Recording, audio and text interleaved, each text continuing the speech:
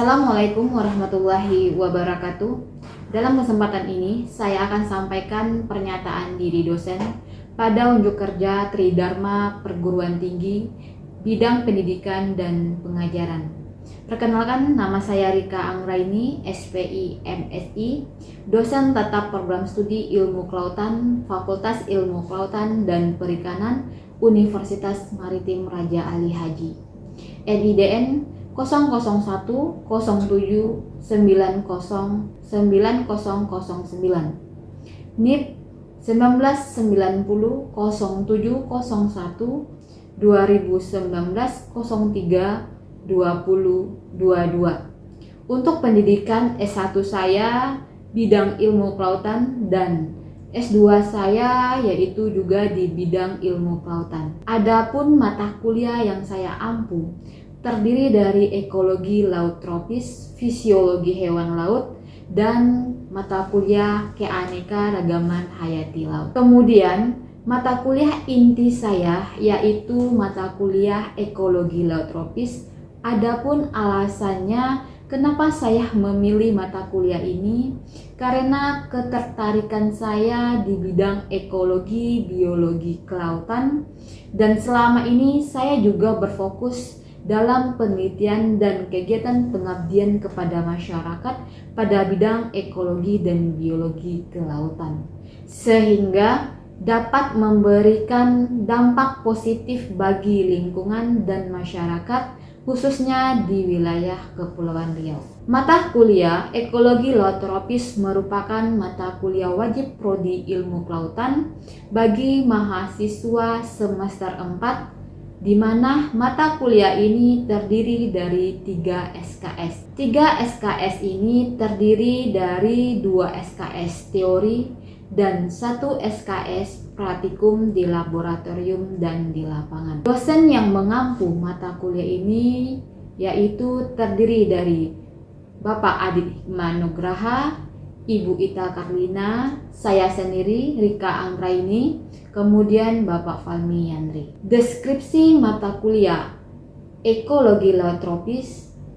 Mata kuliah ekologi laut tropis membahas mengenai ekosistem pesisir dan laut yang ada di kawasan tropis khususnya di Indonesia, seperti ekosistem estuari, ekosistem mangrove, ekosistem lamun, dan ekosistem terumbu karang dan laut pelagis. Selain itu, dibahas juga terkait dengan bagaimana biota asosiasi pada masing-masing ekosistem dan bagaimana interaksi yang terjadi antar ekosistem seperti interaksi fisik, interaksi kimia, dan bagaimana migrasi biota yang berada pada masing-masing ekosistem. Teknik untuk mengetahui kondisi suatu ekosistem laut tropis beserta biota asosiasi akan diberikan juga pada saat pemberian materi praktikum di lapangan dan laboratorium. Kompetensi mata kuliah ekologi laut tropis di mana terdiri 2 kompetensi.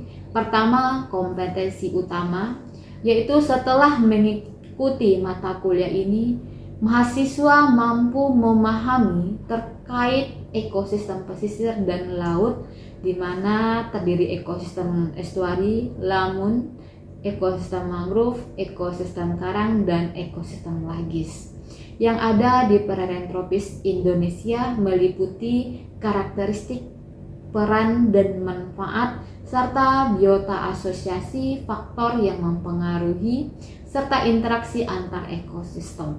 Kompetensi pendukungnya mata kuliah ini yaitu setelah mata kuliah ini mahasiswa mampu melakukan pengambilan data, analisis data, serta penilaian terhadap kondisi ekosistem pesisir yang berada di kawasan tropis. Metode pembelajaran mata kuliah ekologi laut tropis yaitu menggunakan metode case method dalam rangka menggali ide kreatif mahasiswa. Mata kuliah ini banyak menggali kondisi di lapangan yang terkait dengan ekologi laut tropis. Kegiatan praktikum bertujuan untuk memantapkan materi yang diberikan oleh dosen di kelas, sehingga mahasiswa akan mendapatkan pemahaman lebih diperoleh dari kegiatan praktikum yang dilakukan di laboratorium maupun di lapangan. Kegiatan praktikum yang dilakukan pada mata kuliah ini yaitu ada 3 monitoring, yaitu monitoring ekosistem mangrove, monitoring ekosistem lamun, dan monitoring ekosistem terumbu karang. Adapun peraturan dalam perkuliahan mata kuliah ekologi laut tropis ini yaitu mahasiswa diwajibkan untuk berpakaian rapi dan berkerah. Kemudian mahasiswa menggunakan sepatu atau alas kaki yang menutupi dari telapak kaki, tumit hingga ke mata kaki. Bila berhalangan masuk, memberikan surat pemberitahuan izin dan sakit. Bila mahasiswa di mana jumlah kehadirannya di bawah 80% atau sama dengan 3 kali tidak hadir dari pertemuan di kelas sebanyak 14 kali, maka akan mendapatkan teguran dari program studi dengan konsekuensi paling berat tidak dapat mengikuti ujian. Berikut rencana pembelajaran mata kuliah ekologi laut tropis.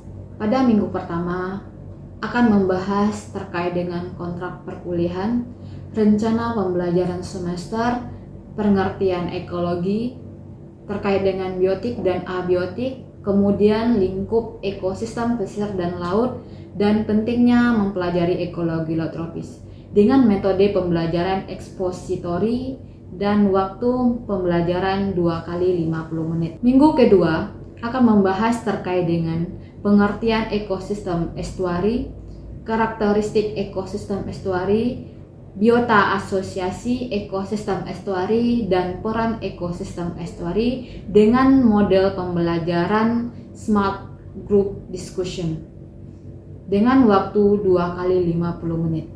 Minggu ketiga dan minggu keempat itu akan membahas materi terkait dengan pengertian ekosistem mangrove, jenis-jenis mangrove, karakteristik ekosistem mangrove, zonasi mangrove, dan faktor lingkungan yang mempengaruhi ekosistem mangrove dan kondisi faktual ekosistem mangrove di beberapa wilayah Indonesia dan faktor yang mempengaruhinya, serta bagaimana biota asosiasi ekosistem mangrove dan jasa ekosistem mangrove dengan metode pembelajaran case method dengan waktu 4 kali 50 menit. Pada pertemuan 6 dan pertemuan 7 akan membahas terkait dengan ekosistem terumbu karang, karakteristik ekosistem terumbu karang, faktor lingkungan mempengaruhi ekosistem terumbu karang, dan kondisi faktual ekosistem terumbu karang di beberapa wilayah Indonesia dan faktor yang mempengaruhinya, serta biota asosiasi ekosistem terumbu karang dan jasa ekosistem terumbu karang dengan metode pembelajaran case method dengan waktu pembelajaran 4 kali 50 menit. Pada pertemuan 8 akan dilakukan evaluasi yaitu ujian tengah semester. Pada pertemuan 9 dan pertemuan 10 akan membahas materi mengenai pengertian ekosistem lamun, jenis-jenis lamun, karakteristik ekosistem lamun, faktor lingkungan yang mempengaruhi ekosistem lamun, dan biota asosiasi ekosistem lamun, serta jasa ekosistem lamun dengan metode case method dengan waktu 4 kali 50 menit. Pada minggu ke-11, mahasiswa akan mempelajari materi terkait dengan pengertian ekosistem laut pelagis, karakteristik ekosistem laut pelagis, biota di ekosistem laut pelagis, peran ekosistem laut pelagis dengan metode pembelajaran case method dengan waktu pembelajaran 2 kali 50 menit. Kemudian pada pertemuan ke-12, mahasiswa membahas materi mengenai interaksi fisik dan interaksi nutrien dengan metode pembelajaran case method dengan waktu 2 kali 50 menit. Pada minggu ke-13, mahasiswa akan mempelajari materi perkuliahan mengenai interaksi antar ekosistem dalam migrasi biota, interaksi antar ekosistem dalam perpindahan ontogeni, dengan metode pembelajaran CAS method dengan waktu pembelajaran 2 kali 50 menit. Pada minggu ke-14, mahasiswa akan mempelajari materi terkait dengan ancaman keberlangsungan ekosistem pesisir, dampak aktivitas manusia terhadap ekosistem pesisir, serta bagaimana rehabilitasi ekosistem pesisir dengan metode pembelajaran yaitu CAS method dengan waktu pembelajaran 2 kali 50 menit. Pada pertemuan ke-15, mahasiswa akan mempelajari materi terkait dengan definisi pulau-pulau kecil, karakteristik pulau-pulau kecil, jenis pulau-pulau kecil, serta peran sinergi ekosistem laut tropis terhadap keberadaan pulau-pulau kecil dengan metode Smart Group Diskusi dengan waktu 2 kali 50 menit.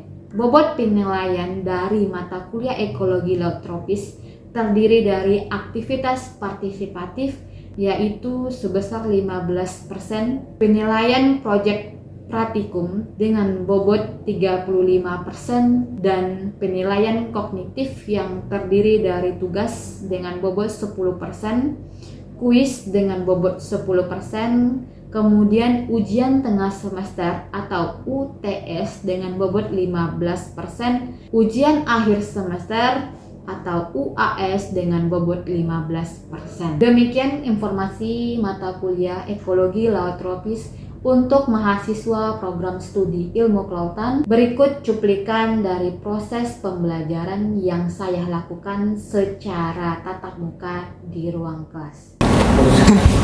Baik, assalamualaikum warahmatullahi wabarakatuh. Waalaikumsalam warahmatullahi wabarakatuh. Selamat siang semuanya. Siang, Bu.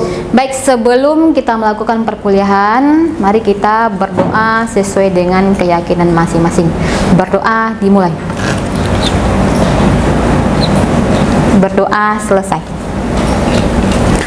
Baik, sebelum kita memulai perkuliahan, tentunya kita melakukan absensi terlebih dahulu. Saya harap teman-teman yang saya panggil namanya memberikan respon ya. Pertama, Muhammad Raziman. Hadir, Bu. Zairan. Ayo. Reda. Fikri Ardani. Salsabila. Syarifah. Hadir, Bu. Dana. Hadir, Bu. Rahayu. Hadir, Bu. Hamdan Agustian. Hadir, Bu. Baik, terima kasih. Sekarang kita masuk pada pokok materi perkuliahan kita pada siang ini, yaitu mengenai ekosistem mangrove. Nah, sebelumnya kita sudah membahas mengenai apa topiknya? Estuari. Estuari. Nah, saya ingin melihat apakah teman-teman masih ingat nggak dengan materi yang sebelumnya. Kira-kira apa itu estuari? Ada yang tahu? Menurut saya, Bu, estuari itu adalah perairan semi tertutup yang masih berhubungan dengan laut, dan air laut pun mampu bercampur dengan air tawar karena mempunyai salinitas yang tinggi, Bu. Oke, bagus. Jadi ada 3 pengelompokan estuari. Teman-teman masih ingat nggak? Pertama, secara sertifikasinya. Pertama, estuari tipe apa? Sertifikasi sempurna. Sertifikasi sempurna. Apa itu estuari tersertifikasi sempurna? Yang batasannya itu jelas antara air tawar dan air Mempunyai batasan yang jelas antara air tawar dan air laut. Kemudian, estuari tersertifikasi sebagian. Apa itu estuari tersertifikasi sebagian? yang pengadukannya sempurna. Estuari di mana perairannya dipengaruhi oleh pasang dan surut, tetapi pengadukannya tidak terlalu sempurna dibandingkan dengan estuari homogen. Nah, estuari homogen tadi merupakan perairan di mana dipengaruhi oleh dominannya pasang surut sehingga terjadinya pengadukan, sehingga adanya homogenitas antara permukaan dan dasar perairan ya. Nah, paham kira-kira terkait dengan materi minggu lalu? Paham. Bisa kita lanjutkan dengan materi hari ini? Bisa. Baik, kita masuk mengenai ekosistem mangrove. Nah, Topik ini terkait dengan ekosistem mangrove, di mana kemampuan akhir yang diharapkan dari pertemuan ini yaitu diharapkan mahasiswa mampu memahami karakteristik ekosistem mangrove. Jadi teman-teman diharapkan mampu memahami bagaimana mangrove ini bisa atau mampu hidup pada kondisi bersalinitas, kondisi dengan oksigen yang minim, kemudian bagaimana mangrove itu mampu hidup pada kondisi berlumpur gitu ya. Nah, bisa dilanjutkan? Bisa. Oke. Nah, sekarang apa sih itu mangrove? Kira ada yang tahu nggak apa mangrove? Oke, namanya siapa? Salsa, Bu. Salsa, silakan Salsa. Mangrove itu merupakan tumbuhan tingkat tinggi yang mampu hidup di perairan yang pasang surut dan bergelombang juga. Oke. Tumbuhan yang Tumbuhan tingkat tinggi yang mampu tingkat hidup tinggi yang mampu hidup pada perairan bersalinitas atau perairan yang dipengaruhi oleh pasang surut, atau tumbuhan monokotil ataupun dikotil yang mampu beradaptasi pada kondisi bersalinitas, berlumpur dan minim oksigen. Nah, ini disebut dengan mangrove. Kira-kira paham terkait dengan mangrove? Pernah melihat mangrove secara langsung? Pernah. Oke. Nah, menurut Tomlinson, ada pengelompokan vegetasi mangrove. Nah, dikelompokkan menjadi tiga, yaitu mangrove mayor, mangrove minor, dan mangrove asosiasi. Kira-kira apa sih mangrove mayor? Ada yang tahu? yang tegakannya Yang memiliki atau membentuk tegakan murni, atau mangrove yang mampu beradaptasi pada kondisi bersalinitas, kemudian dia membentuk tegakan murni. Nah, contohnya apa? Rhizopora, Soneratia, Avicennia, dan lainnya ya. Ini contoh-contoh dari mangrove mayor atau kita sebut dengan mangrove sejati ya. Kemudian kita masuk pada mangrove minor. Apa mangrove minor, teman-teman? Oke, siapa namanya? Fikri. Fikri, silakan Fikri. Mangrove minor adalah mangrove yang tidak dapat membuat tegakan murni dan juga tidak tahan terhadap salinitas tinggi. Oke, bagus. Jadi mangrove ini adalah mangrove di mana biasanya hidup pada tepian mangrove mayor. Contohnya apa? Pempis tadi. Biasanya pempis ini kita temukan di pinggir-pinggir dari tegakan mangrove mayor tadi ya kan? Biasa tidak membentuk tegakan murni ya. Kemudian ada mangrove, ada tumbuhan asosiasi. Nah, tumbuhan asosiasi, apa itu tumbuhan asosiasi?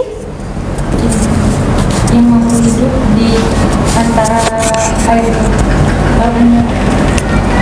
Jadi mangrove yang mampu beradaptasi pada kondisi bersalinitas, biasanya mangrove asosiasi ini tumbuh pada daerah transisi antara daratan dan laut. Contohnya apa? Pandanus. Ini sering kita temukan di tepi pantai kan? Iya. Oke. Sampai sini ada yang ingin ditanyakan? Baik, siapa namanya? Kira-kira bagaimana caranya kita membedakan jenis-jenis mangrove tersebut? Baik, pertanyaan yang bagus. Nah, bagaimana kira-kira kita membedakan mangrove yang antara jenis satu dan jenis yang lainnya? Nah, nanti kan teman-teman akan melakukan praktikum. Nanti kita akan kenalkan bagaimana membedakan jenis Rhizopora, Soneratia, Avicennia. Nah, sebelumnya secara umum saya ingin menjelaskan bagaimana kita membedakan jenis-jenis mangrove. Nah, kita lihat dulu. Pertama, kita membedakan akarnya. Karena masing-masing akar mangrove itu membedakan antar spesies. Nah, contohnya ini. Nah, mangrove ini mempunyai karakteristik akar yang berbeda-beda pada masing spesies. Contohnya, ada mangrove yang mempunyai akar tunjang, biasanya dimiliki oleh Rhizopora. Kemudian ada mangrove yang memiliki akar lutut, biasanya dimiliki oleh Burguera dan Seriop. Kemudian ada mangrove yang memiliki akar nafas yang mencuat ke permukaan secara vertikal ya. Contohnya Soneratia, Avicennia, Silocarpus. Akar nafas ini biasanya bentuk pensil, ada berbentuk runcing ya. Nah, biasanya nanti teman-teman ketika di lapangan akan melihat secara langsung, oke? Baik, karena materi sudah saya jelaskan. Sekarang kita masuk pada sesi diskusi. Nah, saya harap teman-teman membuat 2 kelompok untuk mendiskusikan materi kita terkait dengan bagaimana cara mangrove bertahan hidup pada kondisi lingkungan bersalinitas. Oke, silakan membentuk 2 kelompok.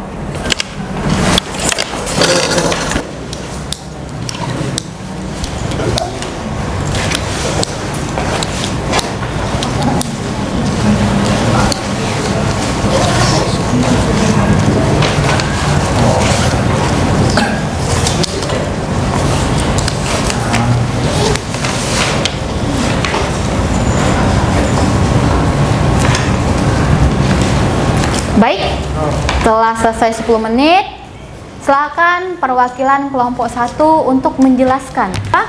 Oke, silakan. Siapa? Salsa? Salsa. Oke, silakan Salsa menjelaskan. Menurut dari kelompok kami yang kami dapati itu pertama tentang sekresi garam, yaitu mangrove itu menyerap air dengan salinitas tinggi, kemudian dia mengekresi garam dengan kelenjar garam yang terdapat pada daunnya, Bu. Contohnya itu pada mangrove terdapat pada jenis Avicennia soneratia, Bu. Oke.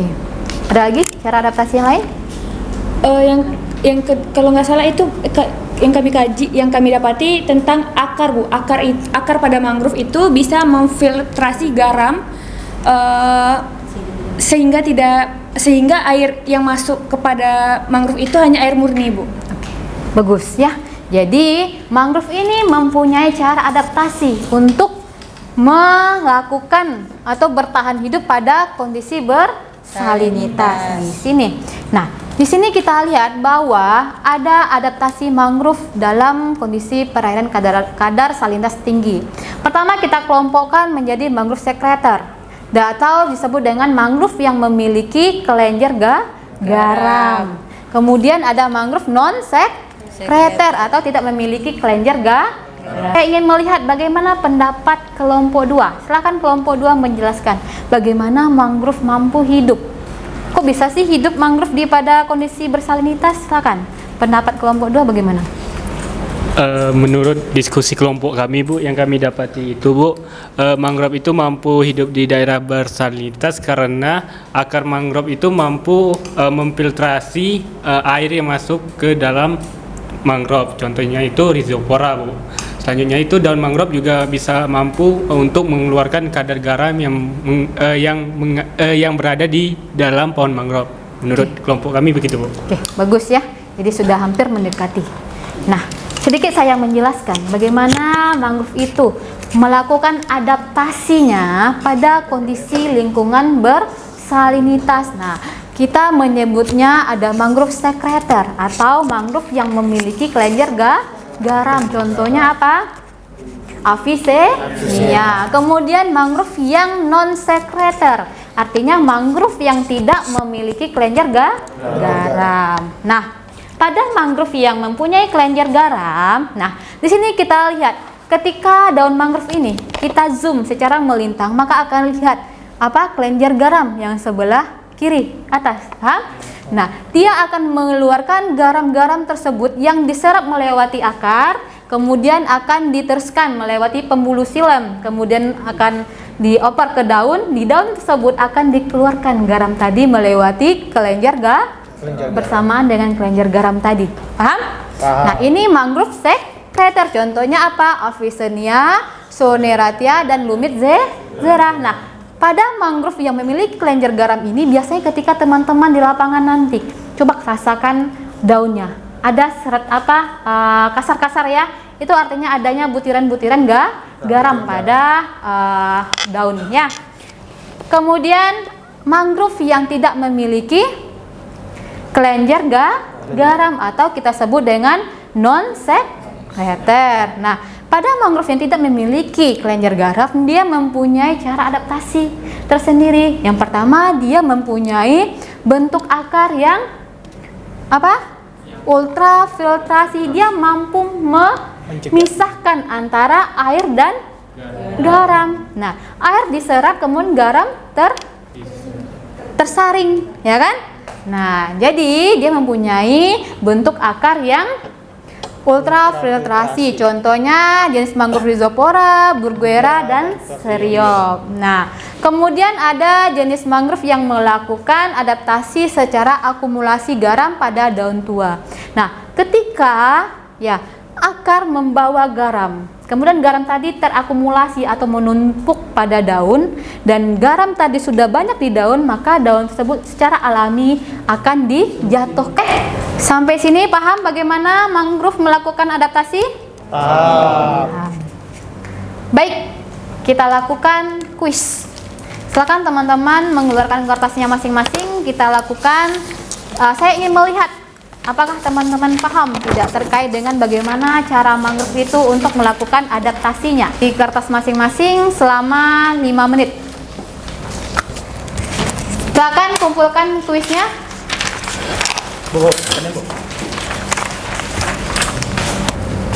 Nah, pada pertemuan ini kita sudah membahas mengenai ekosistem mangrove. Nah, kira-kira teman-teman sudah paham terkait dengan ekosistem mangrove?